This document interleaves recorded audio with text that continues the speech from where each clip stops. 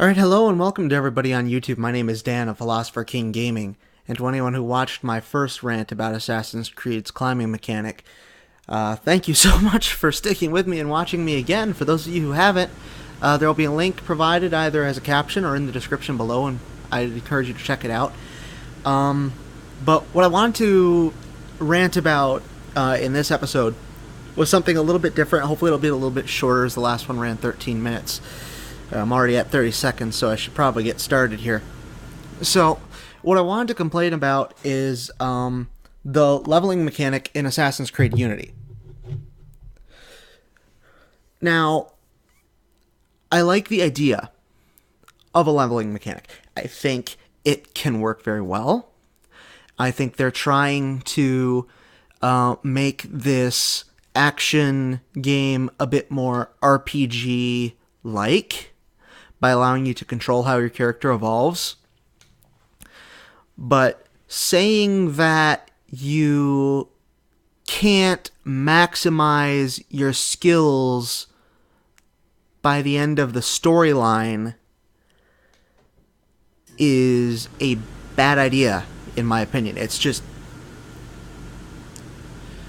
for those people who want to play it to full completion and who are willing to go through all of the other steps that are required in order to fully complete one of these games, which is a lot, they put a lot into it, and that's a good thing, then you will get every skill. You will get every upgrade for every weapon usage and everything. And it's good for you. I can't. I can't because I can't play multiplayer levels. Because I don't have a PlayStation Plus account. This is the first game wherein Ubisoft and Assassin's Creed made multiplayer a privilege. So in all other iterations of Assassin's Creed, from Assassin's Creed Brotherhood through Assassin's Creed Black Flag, the multiplayer versus battles, in whatever form they took, were free to play for every person who had a game system. If you had an Xbox, obviously you're going to be paying for an Xbox Live account. That's part of owning and using an Xbox. You can't really get around that. Apologies. But for Assassin's Creed Unity, they make completing the cooperative missions a part of leveling your character. If you don't complete the cooperative missions, you don't unlock all of the armor, you don't unlock all of the weapons, you don't get all of the skills you need to max out your character, which is really essential for completing the challenges to the story missions themselves, even if it's not necessarily required to complete the story missions. How am I supposed to use poison gas bombs to eliminate 2 sets of guards if I don't have that skill? And it's unlocked in the menu. I can purchase it, but I need 8 total skill points to get it. And I don't have those to spend. The story missions aren't worth enough skill points. And that would be acceptable if regular side missions, like upgrading your base, known as the Café Theatre, and completing general, like, assassin side quests, like saving the scientists or helping the people who were leaving the observatory. If those gave you even single skill points, there are dozens of them scattered around, those would be an excellent place to earn extra skills, but they pay money and they don't pay skills. The only way you can get skills is completing the storyline missions or completing the multiplayer missions, and I can't play multiplayer missions because I don't have a PlayStation Plus account. Some people will just say suck it up and get a PlayStation Plus account, but even if I had that, and some people might be in my boat with this, I don't have the internet capability to actually sustain multiplayer gaming. That's why I can't play Call of Duty online. To me, if I get a Call of Duty game, it's play the storyline and possibly the challenges, or one-on-one split-screen multiplayer. It's not a 16 versus 16 battle extraordinaire for hours and hours on end. I can't do it. I'm not in a place where I can do it. And not really going to be able to move anytime soon to some place where I can. And that sucks. And I know I'm not the only one in that kind of a boat. And those of you who are in that boat probably don't even have the internet to really watch any of these, so I might even be alone in my audience, and that's understandable. But to those of you who are watching this, whether you do or don't have premium accounts, whether you can or can't play multiplayer gaming based on your internet capabilities, what Ubisoft did with that, I don't think it's right.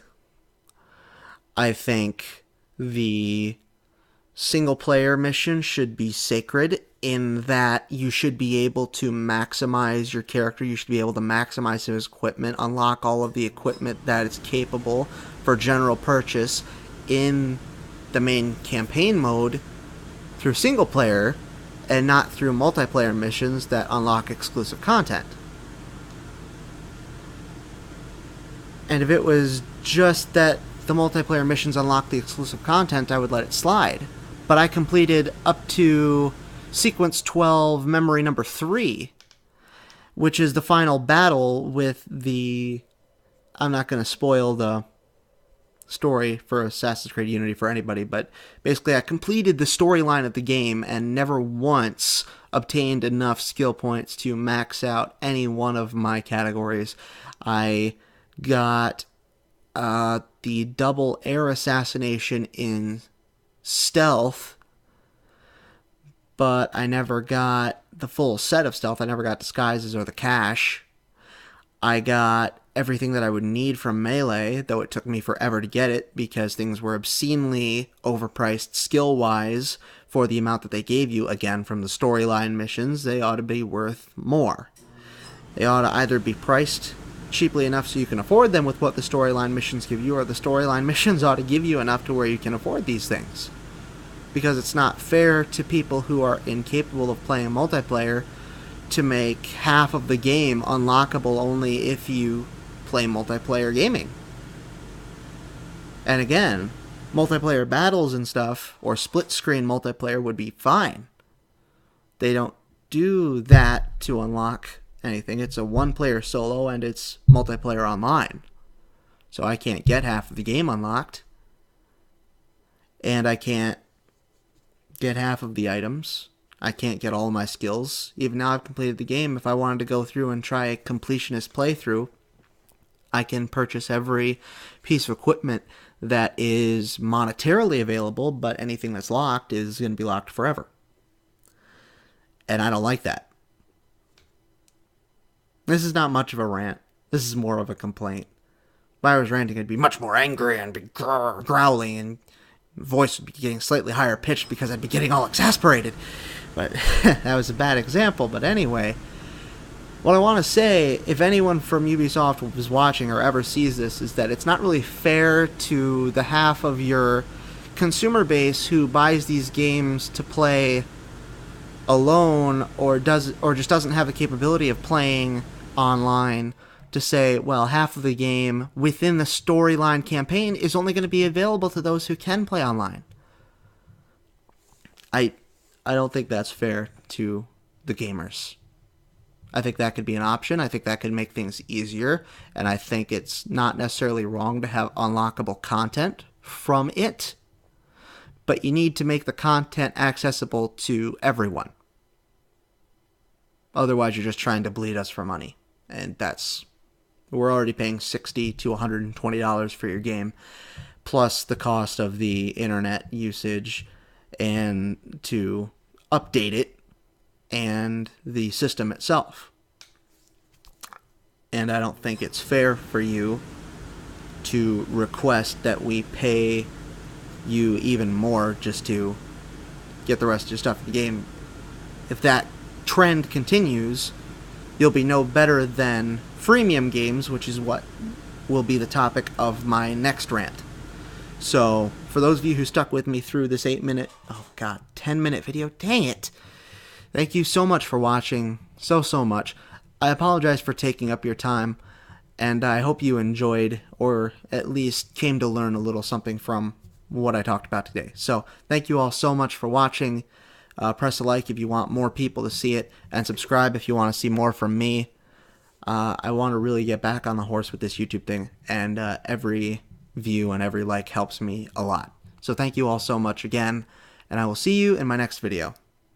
Bye-bye.